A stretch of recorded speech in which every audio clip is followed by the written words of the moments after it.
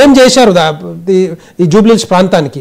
ఏం చేశారు? కేటీఆర్ గారు మనం చెప్తున్నారు 5,000 కోట్ల రూపాయలు ఖర్చు పెట్టినామని చెప్పి. 5,000 కోట్ల రూపాయలు ఖర్చు పెడితే డ్రైనేజ్ ఎందుకు పారుతా ఉంది రోడ్ల మీద? గుంతలు ఎందుకు ఉన్నాయి అక్కడ? మొత్తం డ్రైనేజ్ పైప్ లైన్లు ఎందుకు పగిలిపోతా ఉన్నాయి? ఎందుకంటే మీరు ఎవరు జేబులోకి ఇచ్చారు 5,000 కోట్ల రూపాయలు? ఎవరు ఖర్చు పెట్టారు? అది క్లారిటీ ఇస్తలేరు. శ్వేతపత్రం రిలీజ్ చేయమంటే అది కూడా మాట్లాడలేకపోతున్నారు. అదొకటి. రెండవది బీఆర్ఎస్ డెఫినెట్ గా ఈ తెలంగాణ రాష్ట్రం వచ్చిన తర్వాత కేసీఆర్ గారు ఎన్నో సందర్భాలు చెప్పారు.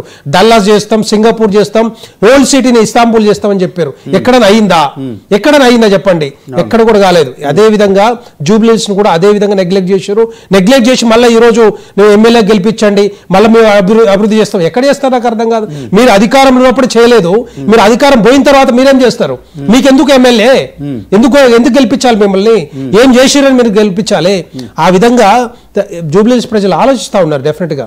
మేము ఒకటే ఎంపీ లాడ్స్ ఫండ్స్ నుంచి, ఎంపీ లాడ్స్ ఏవైతే ఉన్నాయో ఆ ఫండ్స్ నుంచి మొన్న రాష్ట్ర మంత్రులతో పాటు 2 మంత్రులతో పాటు మా కేంద్ర మంత్రులు కిషన్ రెడ్డి గారు మరి అదే ఫండ్స్ తోటి చాలా ఇనాగ్రేషన్ జరిగినాయి. రోడ్లు కానీ, లేకపోతే డ్రైనేజ్ సిస్టమ్స్ కానీ, అక్కడ కమ్యూనిటీ హాల్స్ కానీ, ఇవన్నీ కూడా మరి అభివృద్ధి ఇనాగ్రేషన్స్ కూడా జరిగినాయి. అవన్నీ కూడా ఫండ్స్ కేంద్ర ప్రభుత్వ నిధులతోటే. వీళ్ళే చెప్పారు కదా, ముఖ్యమంత్రి గారు ఏమన్నారు, మా దగ్గర కోసినా కూడా డబ్బులు లేవంటే మరి ఎవరు బాగు చేయాలి రాష్ట్రాన్ని? డెఫినెట్ గా కేంద్ర ప్రభుత్వ నిధులతోటే ఈ రోజు ఈ రాష్ట్రం బాగుపడదంటే 9.5-10 సంవత్సరాలలో బీఆర్ఎస్ హయాంలో 10 లక్షల